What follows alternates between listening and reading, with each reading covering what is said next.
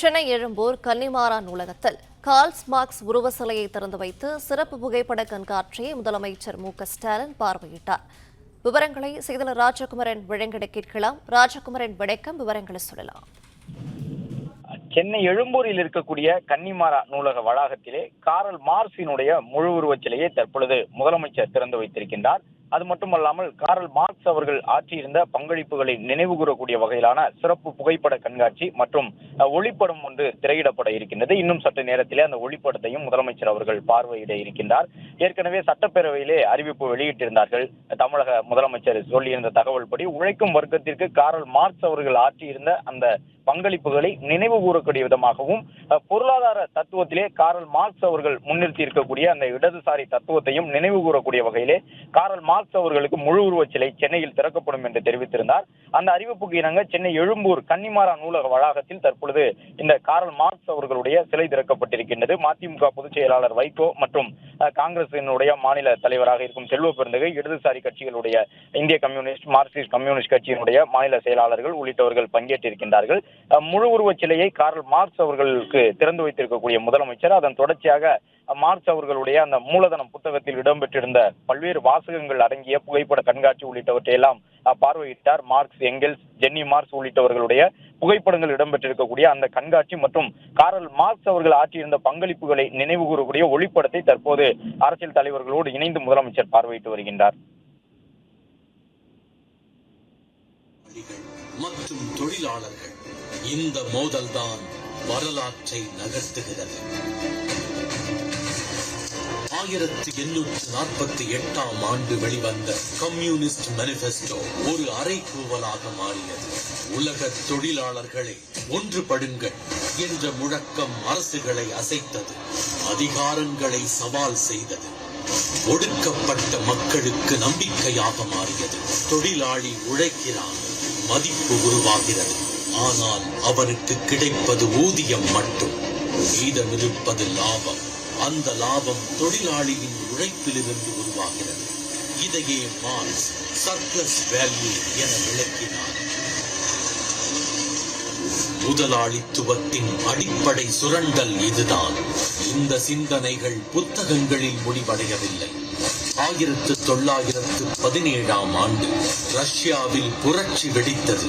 மார்க்சின் கோட்பாடுகள் லெனின் கைகளில் அரசியல் ஆயுதமாக மாறின.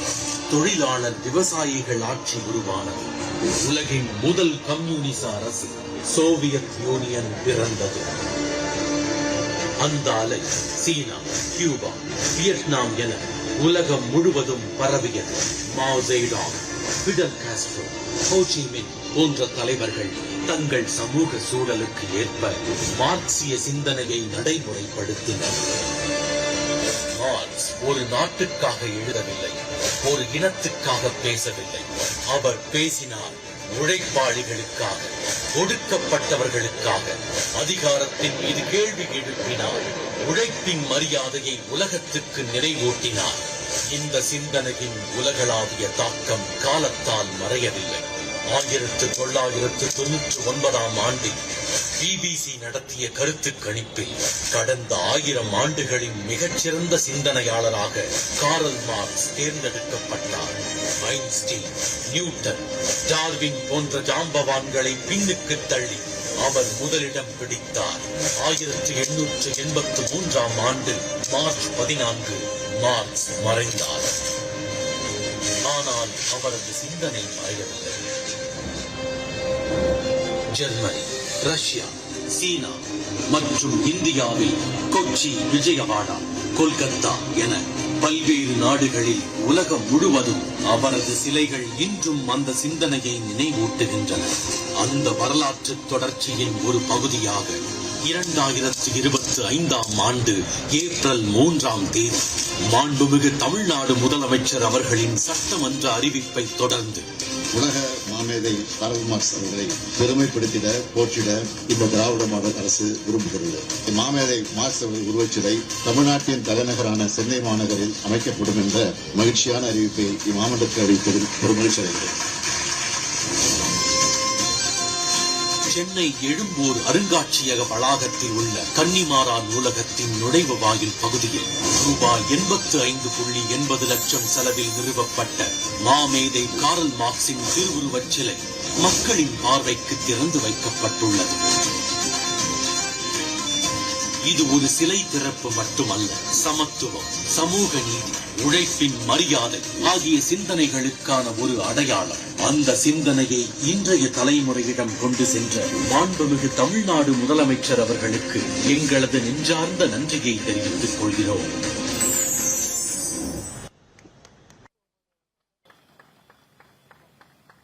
மாபெரும் சிந்தனையாளர் கார்ல் மார்க்ஸ் அவர்களின் உயரிய சிந்தனைகளை மக்கள் அனைவரும் அறிந்திடும் வகையிலும் அவரது புகழுக்கு பெருமை சேர்க்கும் தமிழ்நாடு முதலமைச்சர் அவர்கள் 3/4/2025 அன்று சட்டப்பேரவையில் விதி 110 கீழ் சென்னையில் கார்ல் மார்க்ஸ் அவர்களுக்கு புதிதாக திருவுருவ சிலை நிறுவப்படும் என்று அறிவித்தார்கள். அதன் அடிப்படையில் சென்னை எழும்பூரில் உள்ள அரசு அருங்காட்சியக வளாகத்தில் கன்னிமாரா பொது நூலக நுழைவு வாயிலில் புதிதாக சிலை எழுப்பியிருக்கிறார்கள் நம் மாண்புமிகு தமிழ்நாடு முதலமைச்சர் அவர்கள்.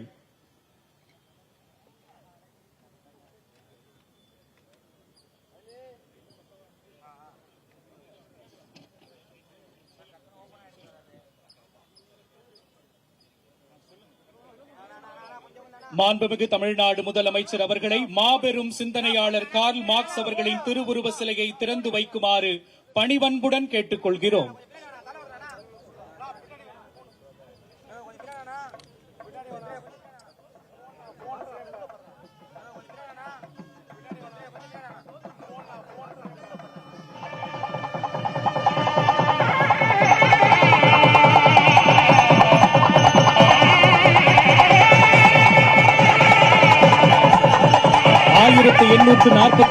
ஆண்டு கார்ல் மார்க்ஸ் அவர்களுக்கு ஃபிரெட்ரிக் ஏங்கல்ஸ் அவர்களுடன் ஏற்பட்ட நட்பு அவரது சிந்தனையை ஒரு உலகளாவிய இயக்கமாக மாற்றியது.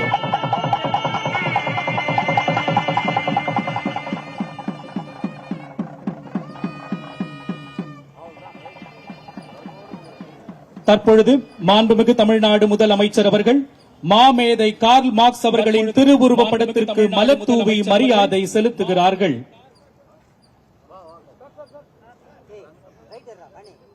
மாண்புமிகு அமைச்சர் பெருமக்களும் சீர்மிகு பெருமக்களும் மலர்தூவி மரியாதை செலுத்துகிறார்கள்.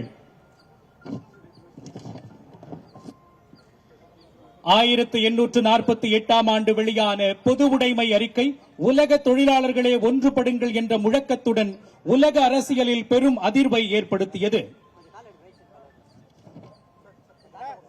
சீர்மிகு பெருமக்கள் மாமேதை கார்ல் மார்க்ஸ் அவர்களின் திருவுருவ படத்திற்கு மலர்தூவி மரியாதை செலுத்துகிறார்கள்.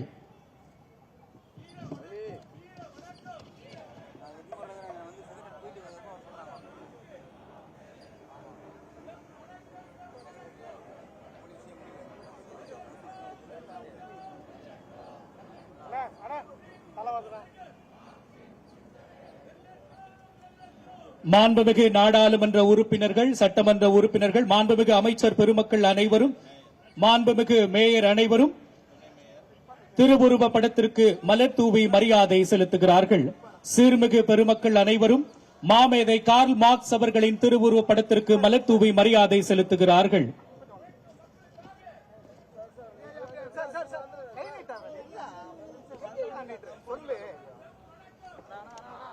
மாமேதை கார்ல் மார்க்ஸ் அவர்களின் திருவுருவ சிலையின் கீழ் மாண்புமிகு தமிழ்நாடு முதலமைச்சர் அவர்களின் தலைமையில் மாண்புமிகு அமைச்சர் பெருமக்கள், சீர்மிகு பெருமக்கள் அனைவரும் இணைந்து குழு புகைப்படம் எடுத்துக் கொள்கிறார்கள்.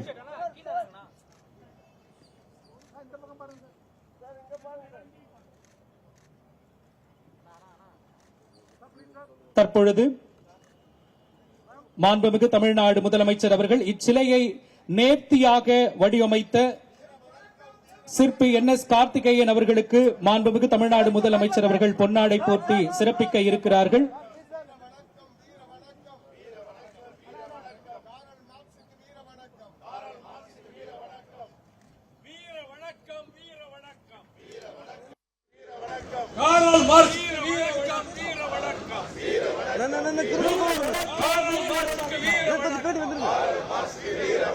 வீர வணக்கம், வீர வணக்கம். காரல் மார்க்சுக்கு வீர வணக்கம்.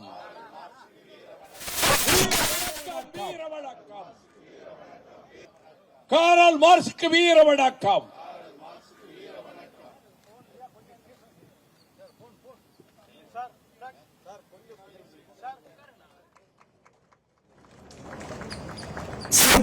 கார்த்திகேயன் அவர்களுக்கு மாண்புமிகு தமிழ்நாடு முதலமைச்சர் அவர்கள் பொன்னாடை போர்த்தி சிறப்பித்தார்கள்.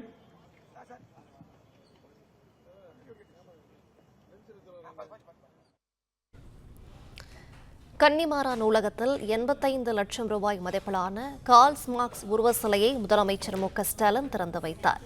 விவரங்களை செய்தியாளர் ராஜகுமரன் வழங்கி கேட்கலாம். ராஜகுமரன் வணக்கம், விவரங்களை சொல்லலாம்.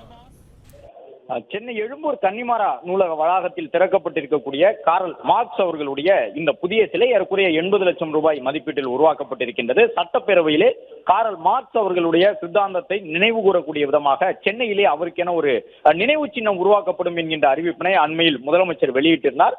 அதன் தொடர்ச்சியாகத்தான் இந்த முழு உருவச் சிலை வைக்கப்பட்டிருக்கின்றது. கூட்டணி கட்சியினுடைய தலைவர்கள் அனைவருமே இந்த நிகழ்வில் பங்கேற்றிருக்கின்றார்கள். மதிமுகவினுடைய பொதுச் செயலாளர் வைகோ, அதே போன்று மார்க்சிஸ்ட் கம்யூனிஸ்ட் கட்சியை சார்ந்த மாநில செயலாளர் சண்முகம் உள்ளிட்டவர்கள் பங்கேற்றிருக்கின்றார்கள். விடுதலை சிறுத்தைகள் கட்சியினுடைய திருமாவளவன் உட்பட திமுகவினுடைய கூட்டணி கட்சியை சார்ந்த அனைவரும் பங்கேற்றிருக்கக்கூடிய இந்த நிகழ்வில் முதலமைச்சர் கடந்த ஆண்டு சட்டமன்ற பேரவையில் 110 விதியின் கீழ் அறிவித்ததற்கு ஏற்ப இந்த கார்ல் மார்க்ஸ் அவர்களுடைய சிலையை 80 லட்சம் ரூபாய் மதிப்பீட்டில் திறந்து வைத்திருக்கின்றார். சிலை திறக்கப்பட்டது மட்டுமல்லாமல் அங்கே கார்ல் மார்க்ஸ் அவர்கள் குறித்த சிறப்பு புகைப்பட கண்காட்சியும் இடம்பெற்றிருக்கின்றது. அது மட்டுமல்லாமல் கூட்டணி கட்சியினுடைய தலைவர்களோடு இணைந்து சற்று முன்பாக முதலமைச்சர் கார்ல் மார்க்ஸ் அவர்களை நினைவு கூறக்கூடிய ஒரு காணொலி ஒன்றை பார்வையிட்டார். அதில் தொழிலாளர்களுக்கு கார்ல் மார்க்ஸ் அவர்கள் ஆற்றியிருக்கக்கூடிய பங்கு உள்ளிட்டவரை எல்லாம் நினைவு கூறக்கூடிய வகையிலே பல்வேறு காட்சிகளும் இடம்பெற்றிருந்தன. முதலமைச்சர் இந்த சிலையை திறந்து வைத்த பிறகு கார்ல் மார்க்ஸ் அவர்களுடைய சிலையின் கீழ் கூட்டணி கட்சியினுடைய தலைவர்களோடு இணைந்து குழு புகைப்படம் ஒன்றும் எடுத்துக்கொண்டார்.